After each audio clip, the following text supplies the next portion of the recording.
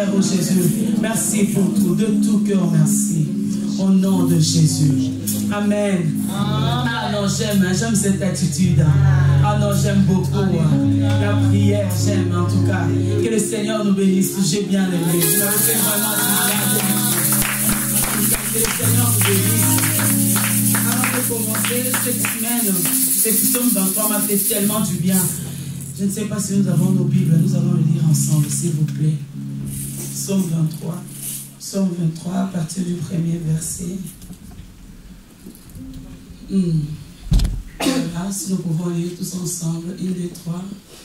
Cantique de David. L'Éternel est mon berger, je ne manquerai de rien. Il me fait reposer dans de verts pâturages. Il me dirige auprès des eaux paisibles. Alléluia. Il restaure mon âme. Il me conduit dans les sentiers de la justice à cause de son nom. Quand je marche dans la vallée de l'ombre de la mort, je ne crains aucun mal, car tu es avec moi. Ta houlette et ton bâton me rassurent. Tu dresses devant moi une table en face de mes adversaires. Tu induis ma tête et ma coupe déborde. Oui, le bonheur et la grâce m'accompagneront tout le jour de ma vie, et j'habiterai dans la maison de l'Éternel jusqu'à la fin de mes jours. Si nous pouvons recommencer ça. Oui, le bonheur et la grâce m'accompagneront tous les jours de ma vie, et j'habiterai dans la maison de l'Éternel jusqu'à la fin de mes jours. Est-ce qu'on peut acclamer pour le Père?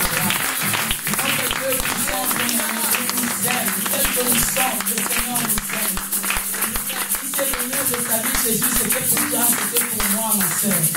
En tout cas, il est toujours près de nous. Quelles que soient les situations, les circonstances, les problèmes, bien aimé, ne crains rien.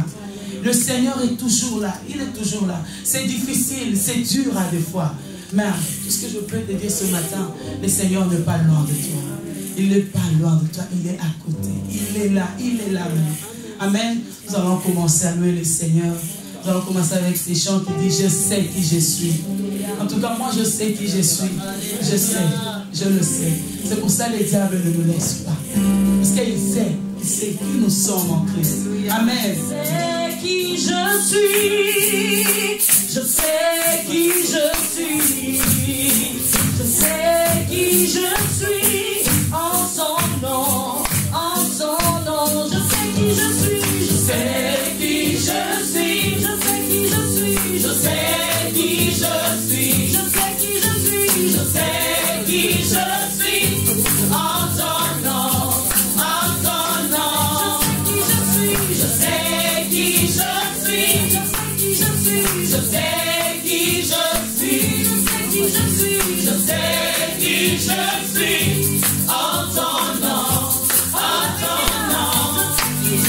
Je sais qui je suis. Je sais qui je suis. Je sais qui je suis. Je sais qui je suis. Je sais qui je suis. En ton nom, en ton nom. Je sais qui je suis. Je sais qui je suis. Je sais qui je suis. Je sais qui je suis. Je sais qui je suis. En ton nom, en ton nom, je t'appartiens. Sans toi je me suis entre tes mains. Ma vie entre tes mains. Dans le nom de notre Seigneur Jésus, nous désirons une seule chose aujourd'hui, alors que nous chantons, Seigneur. Viens, Seigneur, viens, Yahweh, viens, Jésus. Viens transformer nos vies ce matin. Nous désirons Jésus, nous désirons Seigneur, alléluia. Nous désirons, Seigneur, une seule chose aujourd'hui. Alors que nous chantons.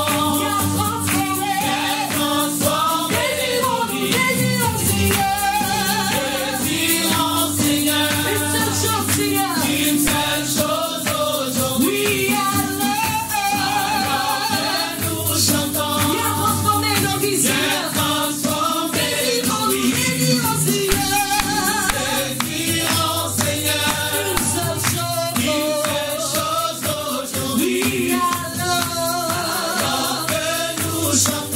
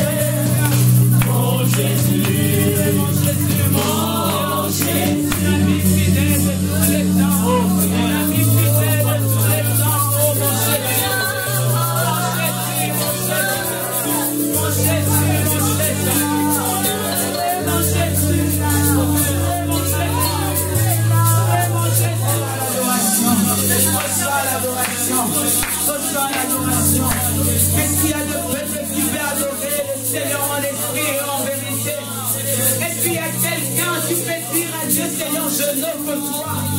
Car tu es ma vie. Sans toi, Seigneur, je ne suis rien. Sans toi, Seigneur, je ne vois pas, je ne trouve pas de chemin. C'est toi qui es dit.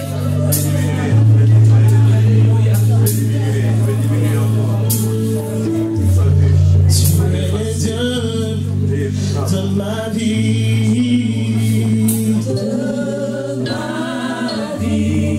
En toi je trouvais le salut.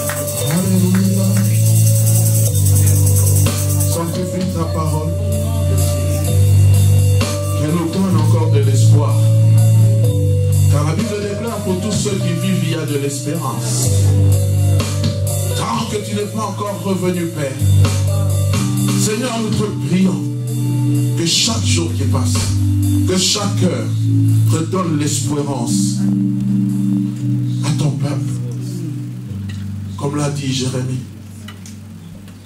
je veux repasser à mon cœur ce que les bontés de l'Éternel ne sont point à leur terme. Chaque jour qui passe, tu es en train de renouveler tes bontés. Merci parce que tu le fais pour ton Église.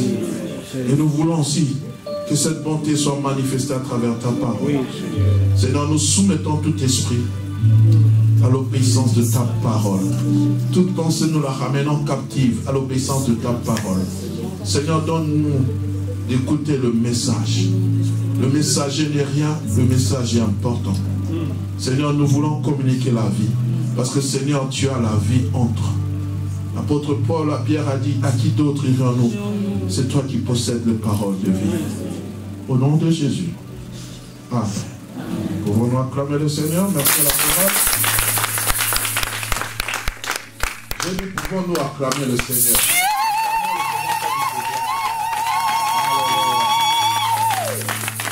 Amen. C'est toujours un plaisir et une joie de vous revoir.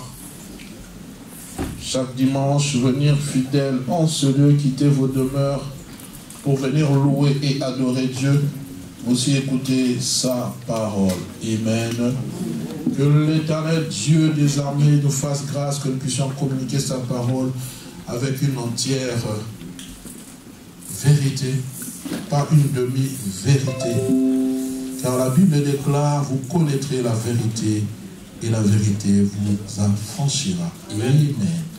Peux-tu saluer ton voisin, ta voisine, la souhaiter la bienvenue à ce premier culte du dimanche. Nous constatons qu'il y a beaucoup de chaises vides, beaucoup de personnes sont allées en vacances. On a fui la pluie de la Belgique pour aller chercher le soleil en Afrique, en Espagne, je ne sais pas où.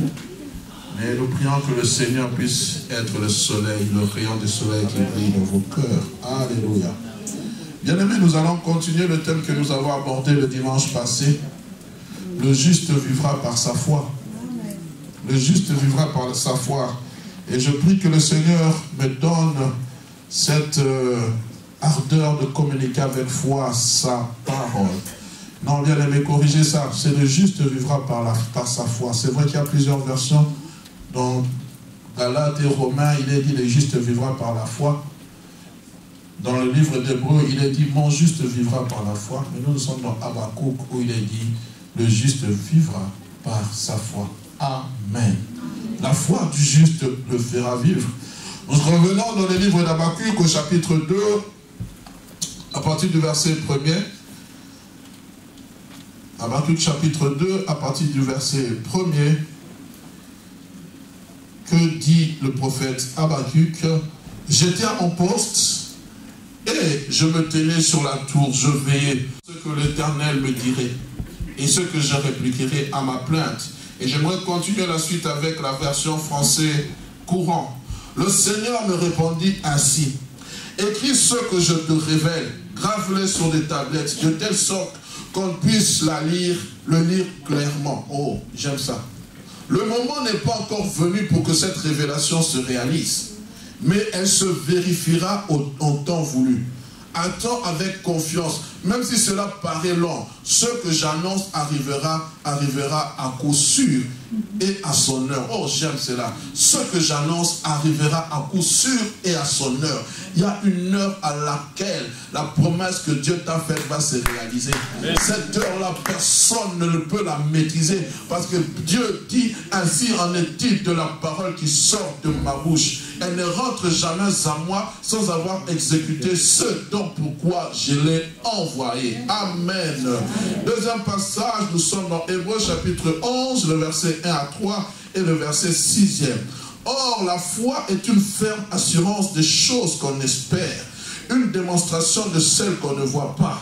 Pour l'avoir possédée, les anciens ont obtenu un témoignage favorable. C'est par la foi que nous reconnaissons que le monde a été formé par la parole de Dieu. Donc lorsqu'on vous amène la théorie du Big Bang, on vous amène toutes sortes de théories, nous reconnaissons par la foi.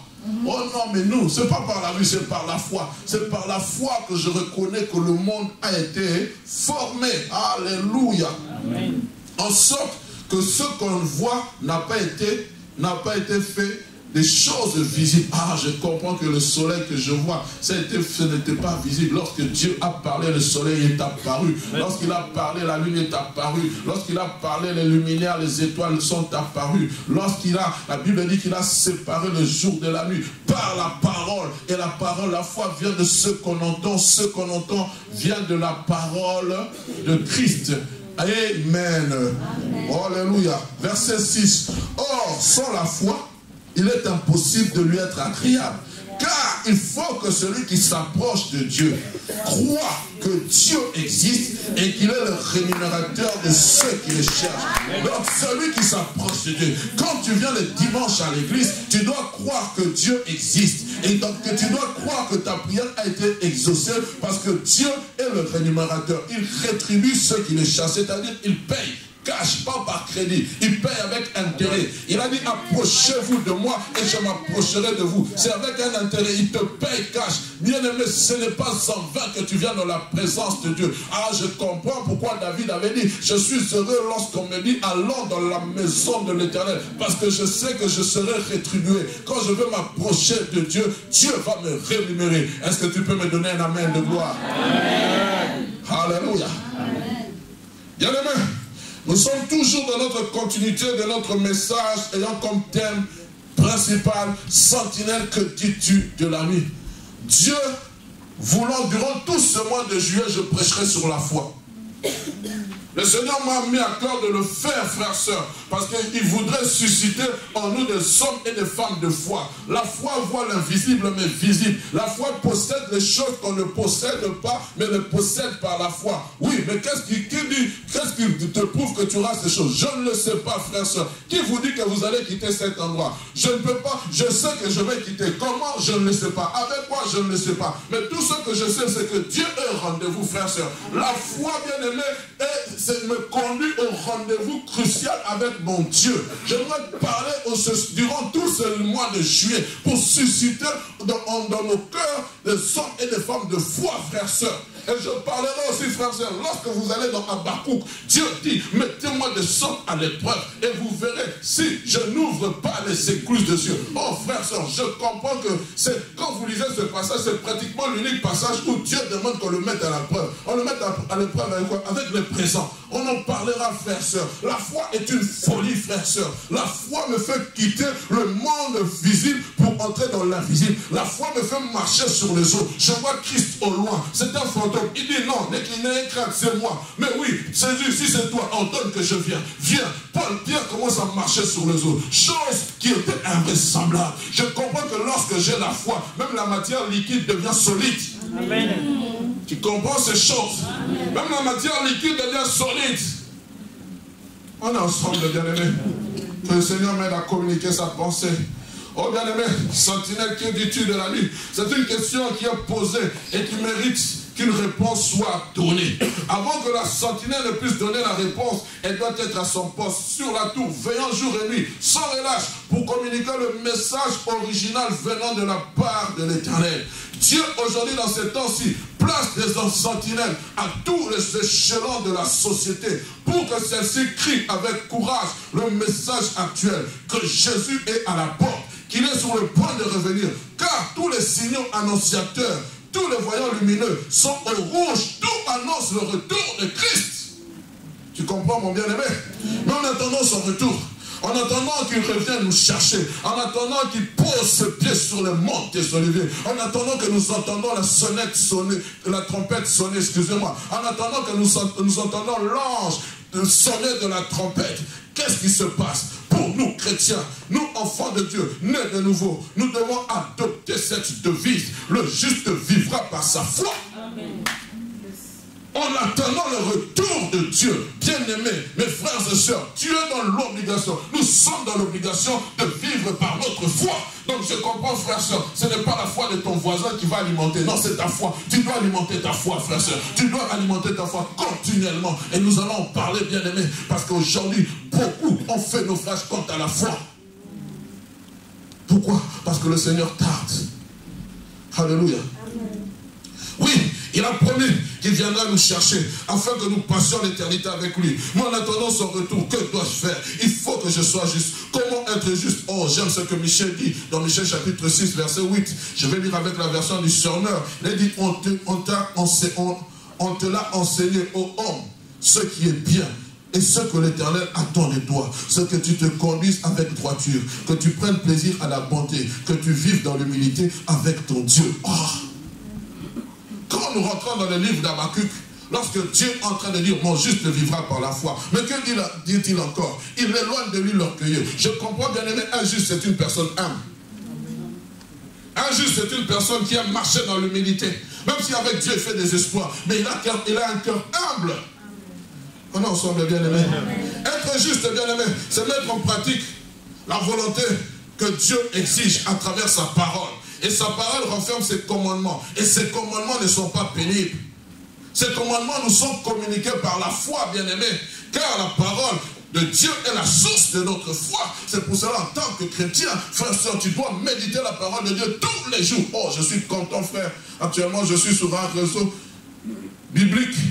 Et je vois des chrétiens, chaque fois quand quelqu'un médite un passage, et ça sur mon écran d'ordinateur, sur la tablette, je vois telle personne a souligné un verset, telle personne a médité sur telle personne a publié. Et ça m'édifie, frère, sœur. Nous avons besoin d'édifier notre foi. Nous avons besoin de nous édifier. Nous avons besoin d'aller à la source qui est la parole pour nourrir notre foi. Parce que notre foi est appelée à croître. Notre foi est appelée à grandir. Notre foi n'est pas appelée à rester statique, frère, sœur. Tu comprends? Il faut que tu la nourrisses tous les jours de ta vie. Il faut que tu nourrisses ta foi. Mais oui, la foi vient de quoi? La foi vient de la parole de Dieu. Tel que tu es en train d'entendre cette parole, c'est pour que la foi puisse germer dans ton cœur. C'est pour que tu puisses dire, oui, c'est vrai qu'avec Dieu, nous ferons des espoirs. Oui, c'est pour cela que tu viens chaque dimanche, que tu es là chaque vendredi, que tu es là chaque fois que l'occasion, que le Seigneur, Dieu permet. Pourquoi? Pour que ta foi puisse grandir.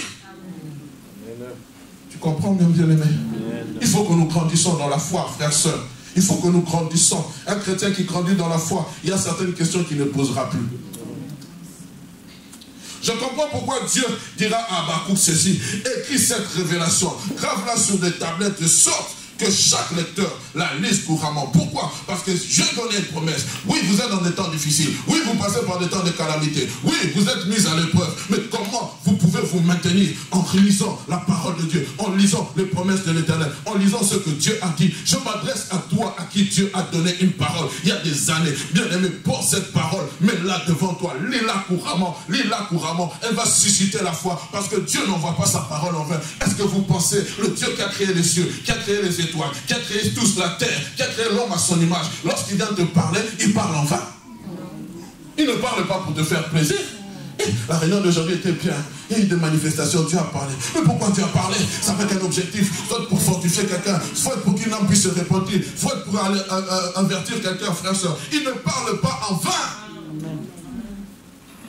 C'est pour cela, frère, lorsqu'une personne se tient dehors de cette chair, ne regardez pas la personne, regardez le message. Amen. La personne ne vient pas faire une aventure, elle vient prendre, elle vient donner le message que Dieu a dit à son cœur. Parle à mon peuple, parle à mon peuple. Cette personne prend le temps de lire, de relire, prend le temps de prier, prend le temps d'écrire, prend le temps de déchirer peut-être. Il dit non, cette pensée n'est pas bonne. Il essaie de reformuler, de faire cela pendant des heures. Et lorsqu'il vient du haut de la chair, c'est pour faire des aventures. Alors il n'a pas compris.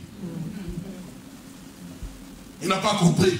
Je ne viens pas me tenir ici, ou les autres bien-aimés ne viennent pas se tenir ici pour faire des aventures. On se tient ici pour parler de la part de Dieu. Et cette parole que nous annonçons, c'est cette même parole qui va nous juger.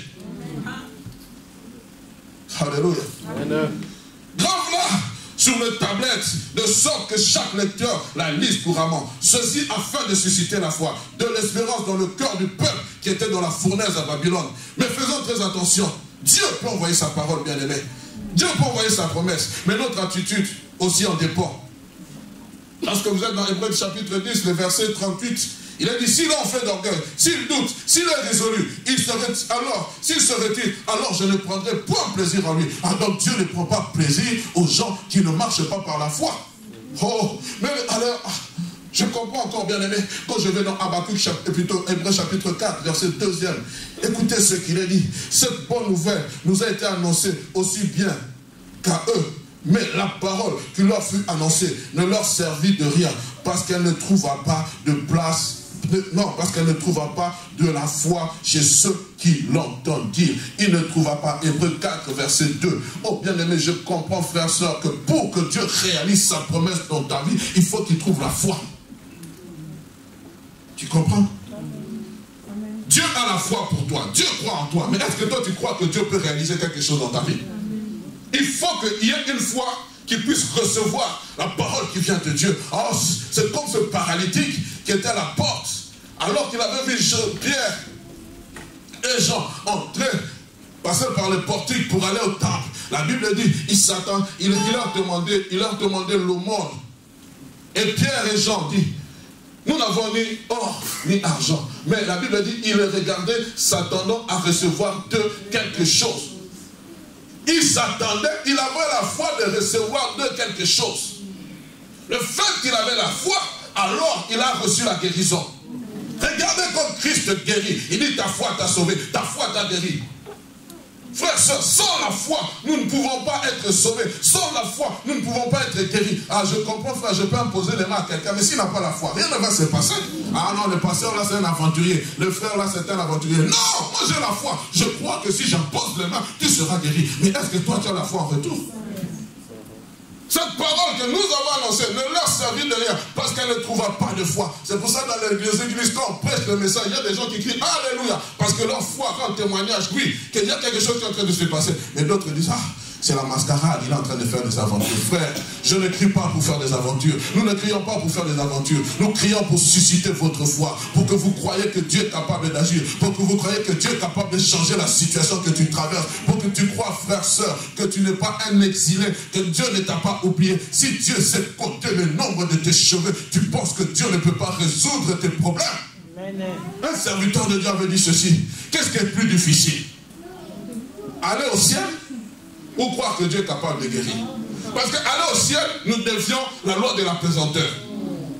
Mais nous croyons que nous serons au ciel, mais nous ne croyons pas que Dieu peut nous guérir d'une maladie. Nous ne croyons pas que Dieu peut nous guérir d'un cancer. Nous ne croyons pas que Dieu peut nous sauver.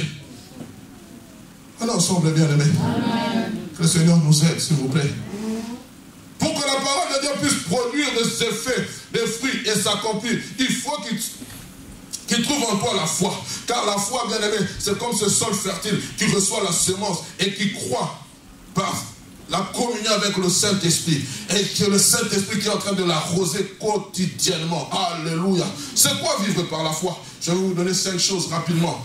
La première des choses, vivre par la foi, c'est vivre de manière droite et pure en attendant le retour du Seigneur. C'est vivre de manière droite et pure en attendant le retour du Seigneur. Tu comprends ça? Je vis par la foi d'une manière droite et pure. Pourquoi? Parce que Christ reviendra prendre une église sans tache ni rite.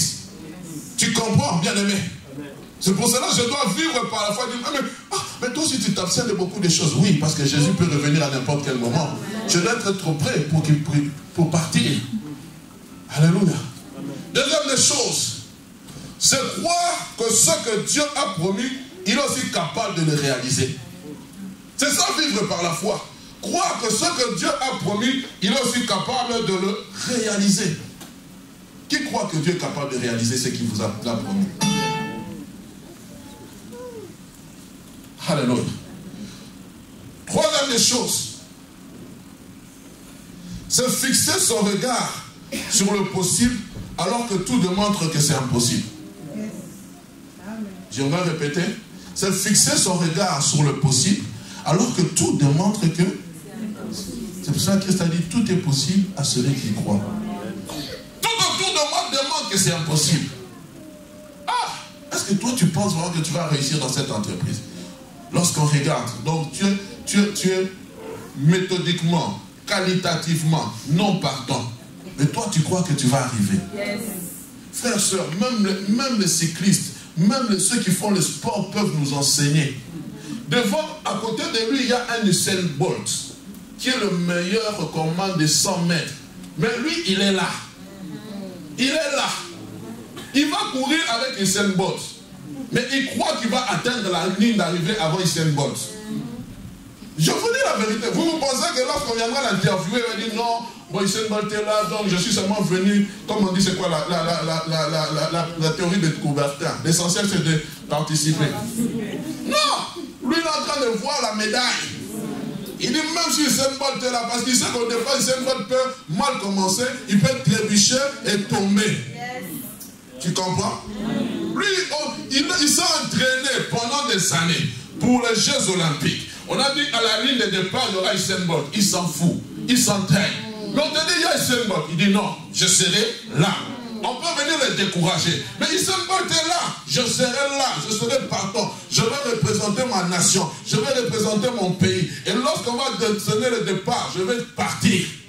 L'essentiel, je vais arriver. C'est ça la foi, frère, soeur. C'est impossible. Peut-être mentalement, tu sais qu'Usain Bolt peut te battre. Mais toi, tu as la foi. Tu te dis non, je vais le dépasser. C'est voir l'impossible, mais possible, devenir possible. Quatrième définition. C'est quoi vivre par la foi? C'est démontrer par des actes que tout est possible à celui qui croit. Tu démontres par des actes. Tu démontres par des actes, tout est possible à celui qui croit, frère, soeur. Le Seigneur est en train de m'enseigner sur la foi. Il est en train de me faire comprendre, mon frère, qu'une vie qui doit plaire au Seigneur doit être une vie de foi.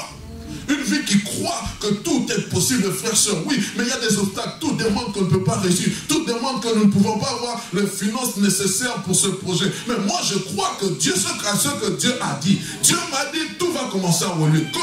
Je ne sais pas. Avec quoi? Je ne sais pas. Moi, je m'accroche à sa parole. Je crois à ce qu'il a dit. Dieu n'est pas le fils d'un homme pour mentir, ni le fils d'un homme pour se repentir. Ce qu'il dit, il l'exécute. Ce que sa bouche proclame, sa main droite la combat. Et j'aime Dieu, parce que Dieu, lorsqu'il engage son honneur, frère, soeur, il veille à ce que son honneur soit respecté. Amen. Tu comprends? Quand Dieu te parle, c'est-à-dire son honneur est engagé. Amen. On est ensemble? Amen. Cinquième des choses, vivre par la foi, c'est marcher dans l'obéissance et la soumission à sa parole. C'est marcher dans l'obéissance et la soumission à sa parole. Bien aimé, comme je l'ai dit, en attendant que les promesses de Dieu se réalisent, se matérialisent dans ma vie, il faut que j'attende avec confiance, c'est-à-dire avec foi. Dieu dit à Habakkuk ceci, d'attendre. Oh, il dit si elle tarde, attends-la. Ah, j'aimerais relire cela, frère, pour vous susciter la foi. Il dit ceci, le moment n'est pas encore venu pour que cette révélation se réalise, mais elle se vérifiera au temps voulu. Attends avec confiance, même si cela paraît. Il n'a pas dit même si cela est long, paraît. Même si cela semble être long. Ce que j'annonce arrivera à coup sûr et à son heure. Oh, oui, je suis en train d'attendre ce que Dieu m'a promis. Je suis en train d'attendre ce que Dieu m'a promis. Je l'ai dit dernièrement, bien aimé, la foi est une attitude, certes. Mais cette attitude est toujours accompagnée de deux éléments. Et nous allons rapidement parler de ces deux éléments. J'aimerais vous représenter la foi comme étant un corps, comme étant ce corps au-dessus. Mais il y a deux éléments qui doivent faire marcher la foi. La patience et la persévérance. La patience et la persévérance. Avec ça, je suis en train d'aller lentement, mais sûrement, vers ce que Dieu m'a promis. Elle ne court pas, elle marche. C'est une prophétie dont le temps est fixé. Elle marche. Ah, je comprends. Frère, soeur, pour que je puisse marcher vers cette promesse, il me faut être patient, il me faut être aussi persévérant. Nous allons d'abord voir un premier point, la patience. La patience qui est aussi citée comme un des fruits de l'esprit que chaque chrétien doit posséder. Lorsque vous êtes dans Galates chapitre 5, verset 22, on nous parle des fruits de l'esprit et il est aussi nommé la patience. Aujourd'hui, nous avons des chrétiens impatients. Aujourd'hui, nous avons des chrétiens qui ne savent plus attendre. Impatients quant aux promesses de Dieu. Oh, ça traîne, ça traîne. Nous sommes impatients, bien-aimés. Impatient, tu regardes l'âge que tu as, 40 ans. Un païen vient te chercher. Ou je ne sais pas, moi, 35 ans, 36 ans. On vient te chercher. Tu es impatient. Impatient quant à la promesse que Dieu t'a faite. Frère, soeur, j'aimerais vous dire, n'aidez jamais Dieu. Tu comprends? N'aide jamais Dieu à faire les choses. Abraham avait commis l'erreur d'aider Dieu en prenant Agar. Et aujourd'hui, nous en subissons la conséquence. N'aidez jamais Dieu, laissez Dieu faire ce qu'il a décidé au temps voulu. Le jour où Moïse a voulu aider Dieu, il a tué un Égyptien. Et il a fui. Tu comprends? Pourquoi impatient? Le jour où Saoul a voulu aider Samuel, le trône lui a été destitué. Pourquoi? Impatient. Une personne qui a la foi, c'est une personne qui est patiente. Dis avec moi patience. C'est quoi la patience? C'est la vertu qui permet de supporter avec résignation les contrariétés. C'est une vertu qui me permet de supporter, c'est ce que le dictionnaire me dit, avec résignation les contrariétés. Deuxième définition, c'est la qualité d'une personne qui persévère dans son effort et qui sait supporter. C'est la qualité d'une personne qui persévère dans son effort et qui sait supporter. La troisième définition, c'est la qualité de quelqu'un qui sait attendre dans le calme. Ah, je comprends ce que Dieu dit dans sa parole. C'est dans le calme et dans la tranquillité que sera votre repos. Dans le calme et dans la tranquillité. Mais j'ai beaucoup aimé une définition en anglais. J'essaie de traduire ça littéralement. Et j'aimerais vraiment que vous puissiez comprendre. Écoutez ce qu'on a dit en anglais. La patience, c'est la qualité de tolérer ou d'accepter le retard, les problèmes, d'accepter le retard ou les problèmes, de souffrir avec sans pour autant s'énerver ou être anxieux. Tu comprends? J'aimerais répéter cela. La patience, c'est la qualité de tolérer ou d'accepter le retard ou les problèmes, de souffrir avec sans pour autant s'énerver ou être anxieux. J'aimerais donner un exemple terre à terre. Vous allez sur Internet, vous voyez un beau costume, une belle robe pour le mariage. Imaginons que le mariage c'est le 29, comme on a mariage ici, le 29. Et vous allez sur Internet, faites la commande, on vous dit ça va arriver dans 2 semaines. Tous nos sœurs aiment beaucoup ça. Ça va arriver dans 2 semaines. Et voilà que, parce que c'est la société, on vous dit ça viendra par tel type de choses, ainsi de suite. Et 2 semaines après, le colis n'est pas encore arrivé. On peut encore comprendre un jour, ça passe. Mais 3 jours après, on commence un peu à s'agiter. Parce qu'on se voyait déjà dans la robe. On peut enlever les frères parce que les frères, ils peuvent prendre les costumes là, ils repassent. Mais nos sœurs, c'est vrai, est-ce que je mens? Nous, on ne passe partout. Mais nos sœurs, il faut toujours une robe neuve pour un nouveau mariage. Oh non, ça j'avais déjà mis. Ma femme me dit ça j'ai déjà mis. Mais quand vous regardez, mais ça j'avais mis à ce mariage-là. Au mariage du frère Adam, j'avais mis ça. Maintenant, ça c'est un autre mariage. Oh! Nous allons faire mariage, 20 nouvelles robes. Mais nous allons pas seulement le même costume. On fait un mélange des chemises, des cravates, des chaussures. Ah, pasteur, tu as un nouveau costume. Non, j'avais porté son mariage du frère Adam. Mais j'ai seulement fait un mélange. Mais nos sœurs, non! Il faut que la chaussure soit neuve. Amen aussi, vous dites amen. Alléluia. Est-ce que je mens? Non. Mais c'est comme ça que Dieu les a créés, c'est comme ça que nous les aimons. Parce que quand tu la vois bien habillée, tu dis, ça c'est ma femme, ça. J'ai dit, tu es bien habillée. Oui, frère, parce qu'elle est ton représentant à l'extérieur. Amen. Bon, ce n'est pas l'objet du jour. Alors maintenant, tu es en train d'attendre ta robe. Il reste 1 semaine du mariage. Tu téléphones, les gens là te disent l'alcool a été expédié. Mais maintenant, c'est ça la foi. Parce que tu regardes, le 29, c'est la date butoir où tu dois être avec cette robe. Maintenant, tu dois supporter. Pendant ce temps-là, il ne faut pas que tu t'énerves. Il ne faut pas que tu puisses être anxieuse. Il ne faut pas que, quand tu prends le téléphone, tu appelles la société, tu commences à les injurier. Non! La Bible dit c'est cette capacité de souffrir intérieurement. Oui, il y a des adversités, mais je sais souffrir. Je ne manifeste pas ça extérieurement. Je suis en train de maîtriser ça intérieurement. Parce que je sais que même si ça tarde, ça va s'accomplir. Même si la parole de Dieu est en train de tarder, attendez, selon moi, je sais qu'il y a un délai qui est fixé. Comme cette robe-là, je sais que je la porterai le 29.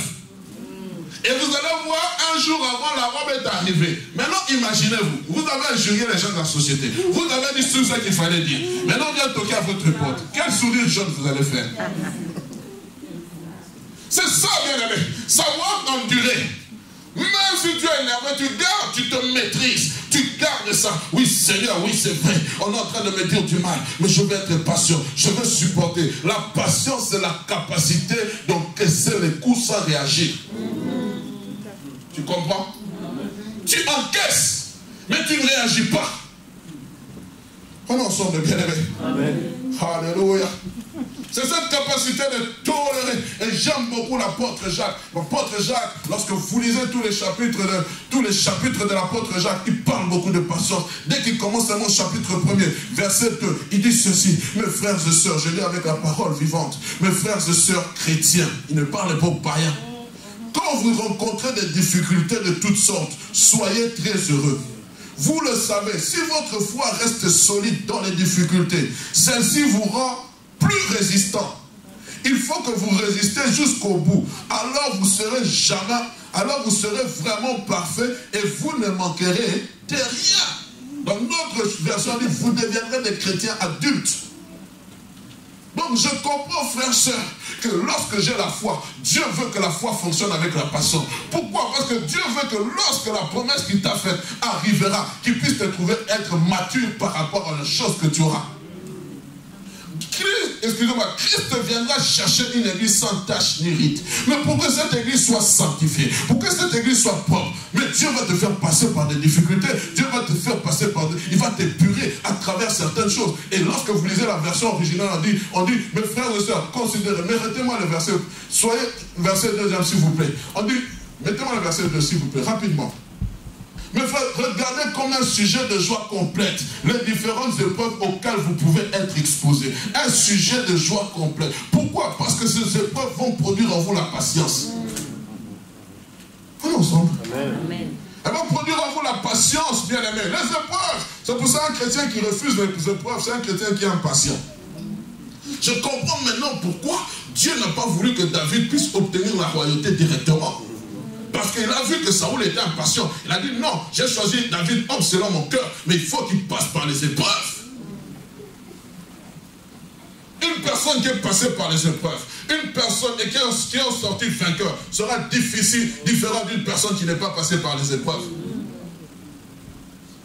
Une personne qui a travaillé dur pour obtenir la maison qu'il a, ou la voiture qu'il a, ne va pas faire de bêtises avec cette voiture. Vous comprenez?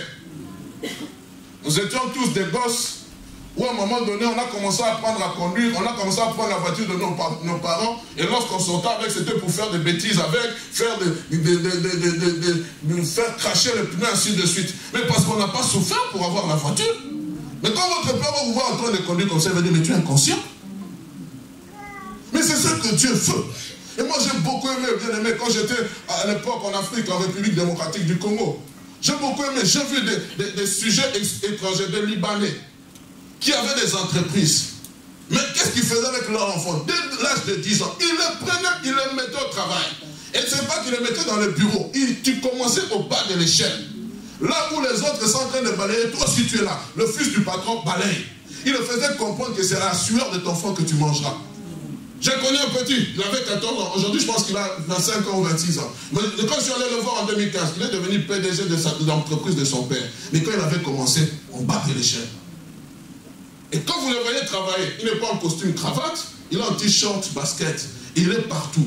Il porte toujours les bacs. Pourquoi? Il a compris que pour la société vive, il faut aussi qu'il mette la main à la pâte. Mais nous, il suffit seulement qu'on vous donne l'héritage, la voiture change, la maison change, le téléphone change, tout change. On veut vivre dans l'opulence. Mais on n'a pas compris qu'il faut commencer. Où papa a commencé? On n'a pas compris que papa, pour arriver là où il avait, comment il a commencé.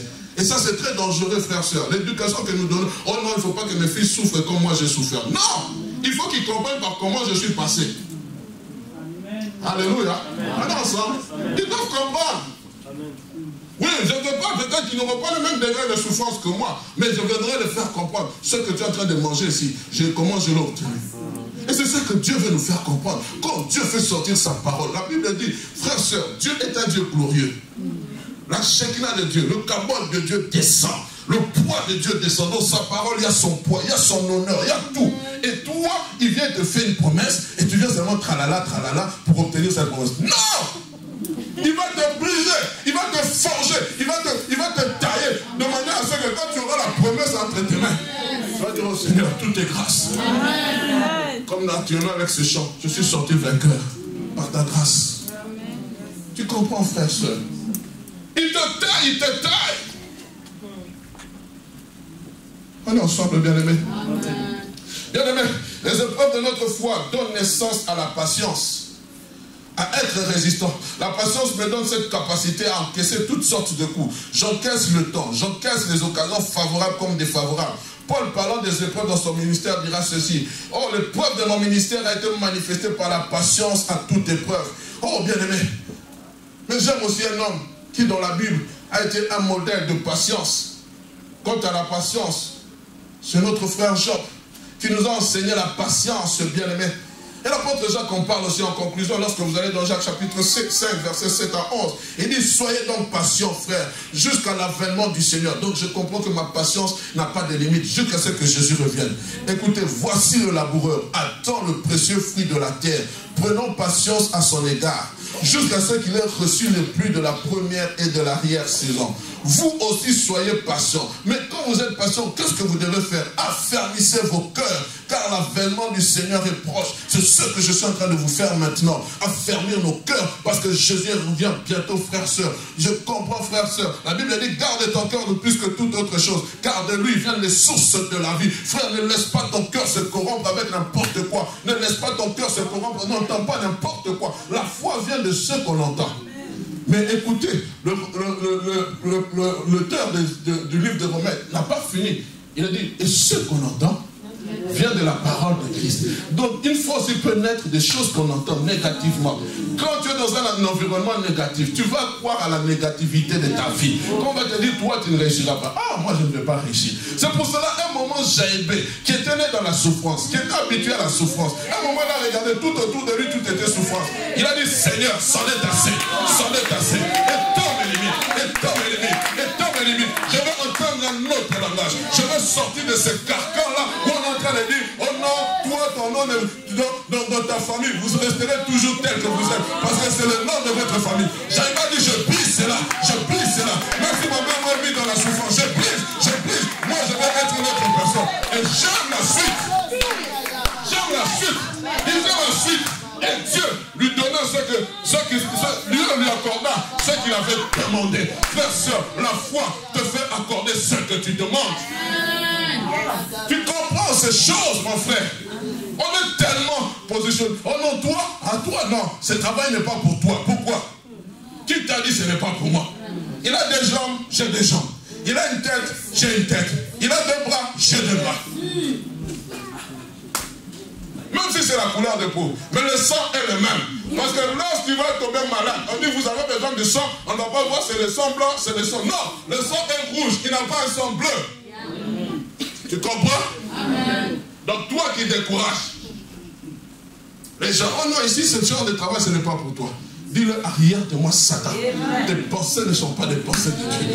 Moi, je vis avec la pensée divine. Je vis avec la pensée du royaume. On est venu, on a dit à Christ, quitte ici, car Hérode cherche à te tuer. Il va dire, qui? Hérode. C'est qui Hérode? Mais c'était l'autorité suprême de l'époque. Allez et dites à ces renards, je marche aujourd'hui, demain, et le troisième jour, j'en partirai, ou j'en aurai fini. Car il n'est pas convenable qu'un prophète meure en dehors de Jérusalem. Jésus connaissait son plan d'action. Connais-tu ton plan d'action? On te dit seulement quitte ici. Oh non, actuellement c'est le Canada. Tout le monde Canada. Actuellement c'est l'Angleterre. Tout le monde Angleterre. Mais qui t'a dit que c'est là-bas où tu vas émerger? Tu comprends ces choses? Ne suivez pas la foule. Restez là, frère. Si Dieu a dit tout le monde part, toi reste. Amen. Tu comprends ces choses? Alléluia. Et il continue. Ne vous plaignez pas les uns, ne vous plaignez pas les uns les autres, frères, afin que vous ne soyez pas jugés. Ah, donc Dieu va entendre nos plaintes. Hein? Voici le juge à la porte. Prenez mes frères pour modèle de souffrance et de patience. Les prophètes qui ont parlé au nom du Seigneur. Voici, nous disons, bienheureux ceux qui ont souffert patiemment. Vous avez entendu parler de la patience de Job. Et vous avez vu la fin que le Seigneur lui accorda. Car le Seigneur est plein de miséricorde, de compassion. Oh, bien-aimé, oh, c'est merveilleux. Oh, il a parlé de la souffrance de Job. Oui, frère, lorsque nous lisons l'histoire de Job, le 42 chapitre de Job, nous le lisons peut-être en une nuit, en 2 heures, nous en faisons une étude, oui. Mais Job, s'il vous raconte la vie qu'il a vécue, à cause, je ne sais pas, excusez-moi, de dire, Dieu, Satan vient de parcourir la terre, Dieu lui pose la question, as-tu remarqué mon serviteur Job? Il n'en a point de pareil comme lui. Satan dit, mais c'est parce que tu l'as béni de toutes sortes de bénédictions qui te servent. Frère, nous ne servons pas Dieu parce qu'il nous bénit, nous servons Dieu parce que nous l'aimons, nous servons Dieu parce qu'il nous a aimés le premier. Amen. Alors maintenant, Dieu dit non. Non, je sais, je connais son cœur, je connais sa sincérité. Satan dit non, permets-moi seulement de douter. Tout c'est bien. Tu verras, Job va te régner. C'était comme s'il avait fait ce qu'on appelle dans notre dialecte gazon. Je ne sais pas comment on dit ça en français. Un pari, merci mon frère. Mais ce n'est pas un pari, frère. Dieu ne peut pas faire un pari avec le diable. Parce que Dieu voit la finalité de la chose. Et le diable viendra toucher tous ses avoirs. Il viendra toucher sa famille. Mais Job va rester intact. Le diable va revenir auprès de Dieu. Permets-moi seulement de toucher seulement son corps. Ah, je comprends que le diable ne peut pas te toucher si Dieu ne l'a pas permis. Et lorsqu'il va toucher son corps, même la femme de Job va dire, maudit Dieu et meurt. Oh, mais tu ne sais pas ce que tu es en train de dire. Moi, je connais qui je sais. Alléluia. Et Job, dans cette souffrance, alors qu'il avait des ulcères sur le corps, alors qu'il avait des putréfactions, vous savez, alors que son corps dégageait, quand tu parlais avec Job, tu devais te couvrir le visage, ou tu devais mettre les mains sur, avoir un masque, ou mettre les mains sur les narines, parce que Job, il y avait des pus qui sortaient de son corps. Il était là en train, avec un hysope, en train de se frapper, de se gratter, ainsi de suite. Il est passé par la souffrance. Mais dans cette souffrance, dans Job chapitre 19, verset 25, il dit, oh, il s'attendait à Dieu. Il s'attendait à Dieu, alors qu'il avait tout perdu, alors qu'il avait perdu sa famille. Il dit ceci, mais je sais que mon Rédempteur est vivant et qu'il s'élèvera le dernier sur la terre. Je sais qu'il dit même quand ma peau sera détruite, il s'élèvera. Quand je n'aurai plus de chair, je verrai Dieu. Je le verrai, il me sera favorable. Mes yeux le verront et non ceux d'un autre. Mon âme languit d'attente au-dedans de moi. Mais Job, comment tu peux parler de Dieu alors que tu es dans la souffrance? Oui, non, mais pour tous ceux qui vivent, il y a de l'espérance. J'ai eu un espoir, même si ma chair est en train de mourir, je sais que je verrai Dieu. Oh, mes yeux ont vu l'agneau, mes yeux ont vu l'agneau. Même lorsque mon corps est dans la putréfaction, mes yeux verront l'agneau. Je crois, frère, sœur, à l'enlèvement de Christ. Ce n'est pas parce que mon corps est en train de dépérir, ce n'est pas parce que je suis atteint du sida, ce n'est pas parce que je suis atteint d'un cancer que je ne suis pas encore guéri, que je ne verrai pas Dieu. Même si je ne suis pas guéri, je sais que mon âme verra Dieu. Même si je ne suis pas encore sauvé par mon corps, je sais que mon âme verra le Seigneur. C'est ça l'espérance, frère, sœur. Jean va rester fidèle d'aplomb jusqu'au bout. Oh, n'est-ce pas magnifique? Quelle foi, quelle ferme assurance, quelle confiance de la part d'un homme qui est au bord de la tombe. Mais il s'appuyait sur son Dieu. Il savait que celui-ci a le dernier mot sur sa vie et qu'il était capable de ramener à la vie son corps. Il était capable de ramener à la vie son corps. Il est capable, mon frère. Toi qui as une maladie incurable, il est capable. Je prie qu'il le fasse. Je prie qu'il le fasse. Je prie qu'il le fasse. Même si le médecin dit c'est impossible, il est capable de le faire. Il défie les lois de la gravité. Il défie les lois de la nature. Il défie toutes sortes de lois. Frère, mon Dieu n'est pas limité. Il n'est pas limité. Il n'est pas limité à un ZV ou VIB. Il n'est pas limité parce que Dieu est entré chez ce médecin dans tel hôpital. Il a dit pour toi, ça n'est fini. Non, ça n'est pas fini. Quand je vais sortir, j'irai dans la présence de mon Dieu. J'irai dans l'hôpital. Je serai de mon texte 128. Je vais crier à Dieu. Je vais dire, Seigneur, entends ma prière. Entends ma prière. Je sais que mon Rédempteur est le vivant. Il s'élèvera le dernier sur cette terre. Dieu s'élève quand tout le monde a parlé. Le silence de Dieu n'est pas l'absence de Dieu. Il attend le dernier moment pour se lever. Pharaon pensait qu'il était le dernier Dieu. Mais il avait oublié qu'il y avait un plus grand que lui, qui était capable de l'engloutir dans la mer rouge. Je suis en train de dire que le pharaon qui s'élève dans ta vie, qui pense qu'ils vont t'engloutir, Dieu va les engloutir. Il attend le dernier moment. Est-ce que tu peux acclamer mon Dieu, s'il te plaît?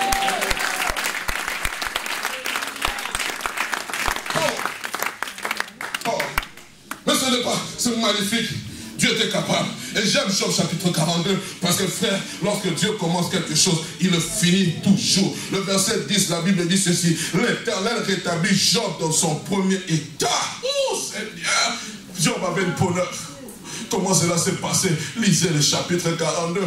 Oh, Dieu va reprendre les trois amis. Oh, un jour j'en parlerai sur la prière fervente du juge. Job va prier pour ses trois amis.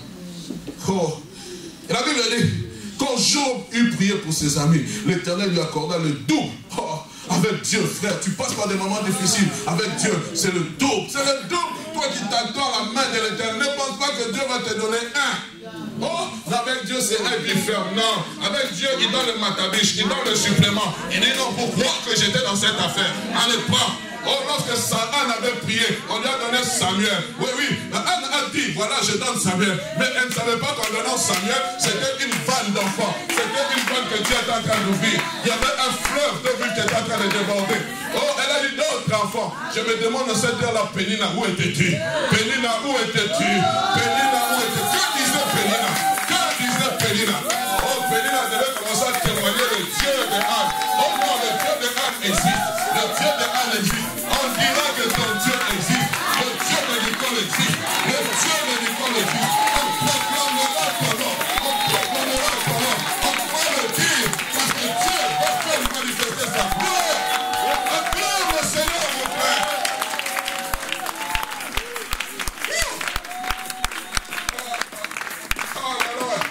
Écoutez, ce n'est pas fini. Au verset 12. Pendant ces dernières années, Job reçut de l'Éternel plus de bénédictions qu'il n'avait reçues dans les premières. Il posséda 14 000 brebis, 6 000 chameaux, 1000 fers de bœuf et 1000 prêches. Oh, Satan, où étais-tu? Tu pensais que Job allait dire, je maudis Dieu et je meurs. Satan regardait, il a dit non, celui-là, non, on ne peut pas le toucher. J'ai tenté toutes sortes de choses, mais il est resté fidèle à son Dieu. C'est pour cela que Job a dit, mes oreilles avaient entendu parler de toi. Avant, je n'avais pas vécu cette expérience.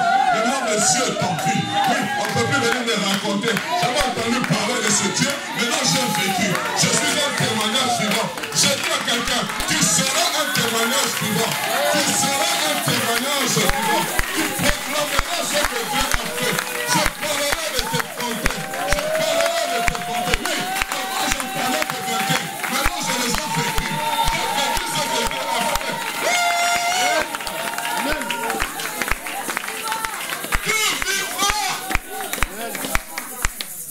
Oh Seigneur, il est merveilleux, mon Dieu. Il n'est pas limité.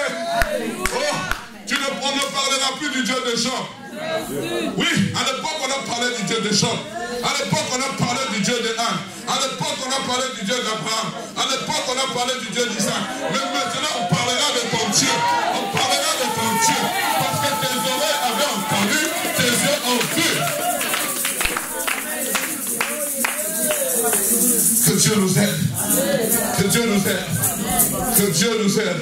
Bon, je vais me limiter là. Je sens qu'on doit prier. On doit prier. On parlera de la persévérance d'une autre fois. Lève-toi, commence à adorer Dieu. Oh, choriste, venez, nous voulons passer quelques minutes dans l'adoration. Je me limite là. Oh, la foi est au rendez-vous. La foi du donner et de recevoir. Monsieur enfule l'agneau, mon héros sur le trône. Monsieur enfule l'agneau. Oh oui, je le vois. Oui, je le vois. Oh, je le vois. Oh, je le vois. Monsieur enfule l'agneau. Monsieur enfule l'agneau. Monsieur enfule l'agneau.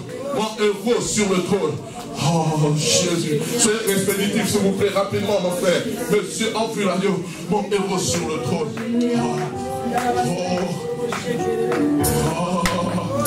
Mon papa.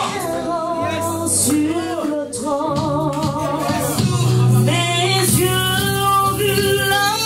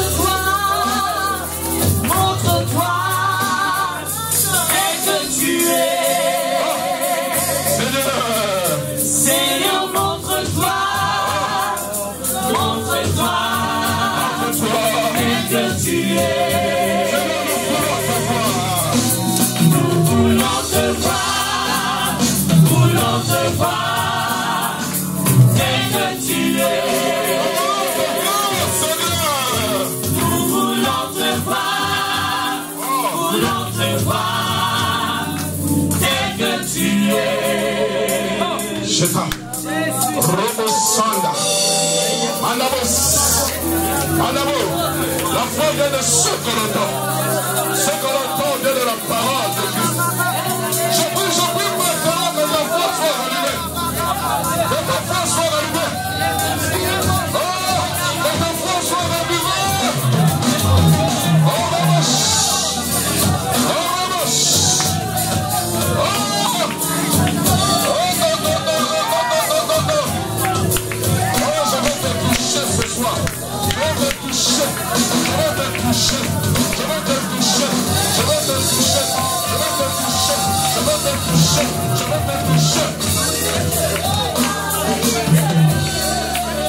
Mettez-le volume pour mettre ça, s'il vous plaît. Seigneur, montre-toi. Montre-toi. C'est que tu es.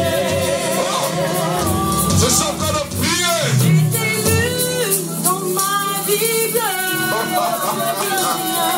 Maintenant, Seigneur, je veux la réaliser. Seigneur, montre-toi. Montre-toi. C'est que tu es. Je suis entendu, Seigneur. La vision. Maintenant, je veux la provision. Seigneur, montre-toi.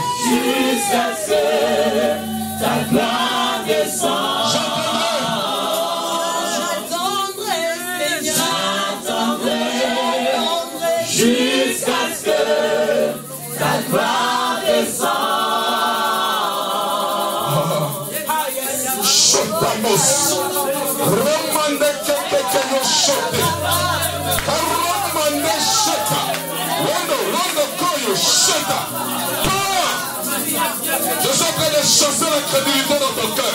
Je suis en train de chasser le doute dans ton cœur. Je suis en train de chasser le manque de confiance dans ton cœur. Je le brise au nom de Jésus. Quitte, Seigneur. Tu ne veux pas de place.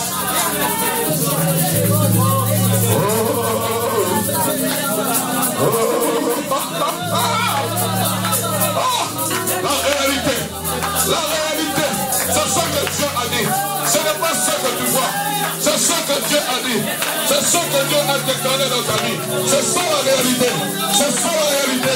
La foi, c'est la réalité. La réalité des choses invisibles. C'est ce que tu dois percevoir. C'est ce que tu dois toucher. C'est ce que tu dois voir.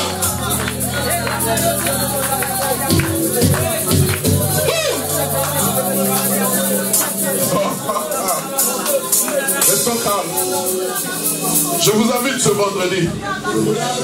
Ce vendredi, le thème de ce vendredi, il te sera fait selon ta foi. Il te sera fait selon ta foi.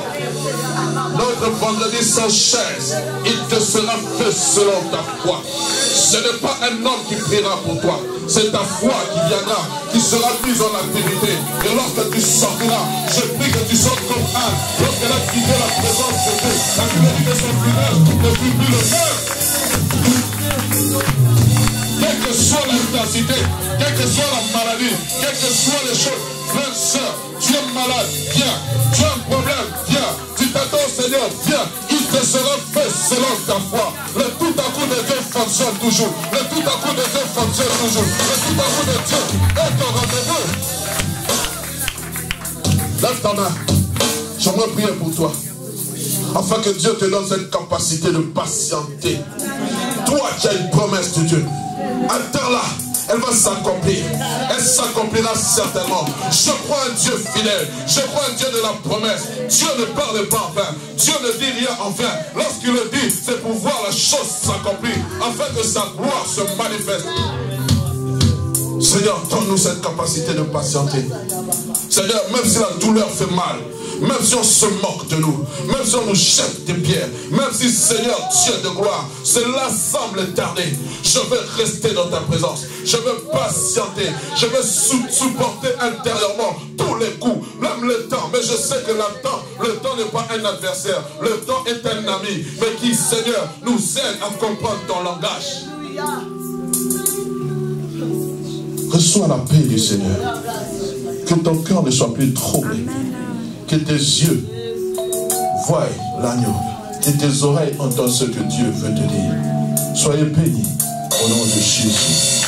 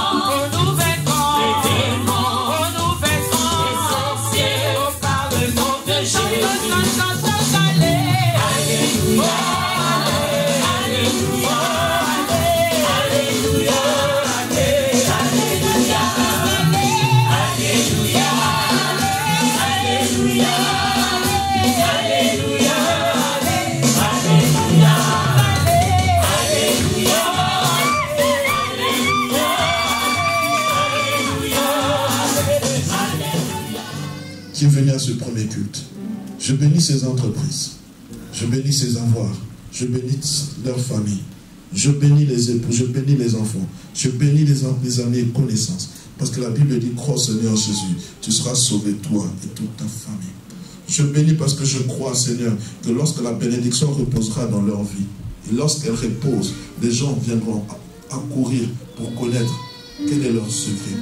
Et c'est là qu'ils ouvriront la bouche pour témoigner de ta grandeur. Cette semaine, Seigneur, elle est bénie avec toi et en toi.